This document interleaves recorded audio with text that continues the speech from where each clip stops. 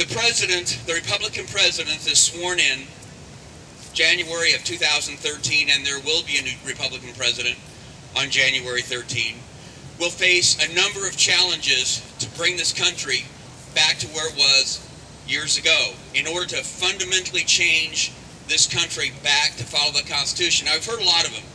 Repeal national health care, repeal the restrictive regulations that are on our citizens. There's going to be a long list of things to do. The entire list can be wrapped up or summed up by one thing that is lacking in this city, which is common sense.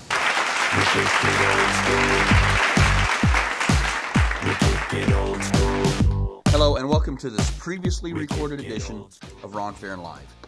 Venezuelan President Hugo Chavez sang, danced, and wrapped himself in the Venezuelan flag recently as he celebrated his 57th birthday. Chavez rallied a group of supporters from the presidential palace balcony, saying he will continue to stay in power for more than 2 more decades as he looked ahead to months of cancer treatment. He said he expects to lose his hair soon as a result of chemotherapy and that a long process of treatment lies ahead, but he will be running for re-election. At least there's one thing he does not have to worry about, and that's having to win a free and fair election. For over 2 years, Obama has been apologizing to the rest of the world for the U.S. being a leader. He has done this in multiple venues over many trips abroad.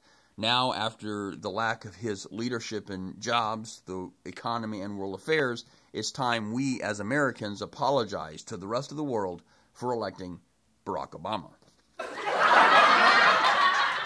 When America was ready to build a space station, President Clinton decided as a gesture of international goodwill and cooperation to partner with the Russians, where we would pay for it and they would make the decisions.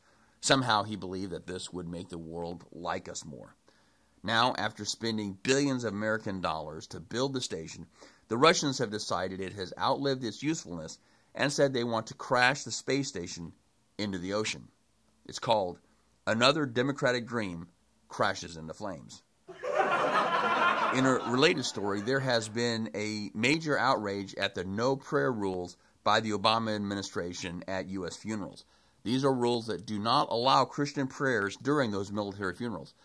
There should be no surprise because during the next election, the Democrats don't have a prayer. A leading climate scientist whose report in 2006 of drowning polar bears in Arctic waters galvanized the global warming movement and was highlighted in Al Gore's Oscar-winning climate change documentary has been suspended, possibly over the accuracy of his observations. He manages as much as $50 million worth of climate research on Arctic wildlife and ecology. He was told on July 18th that he was being put on leave pending an investigation into integrity issues. My dad always said that I would be judged by the company I keep.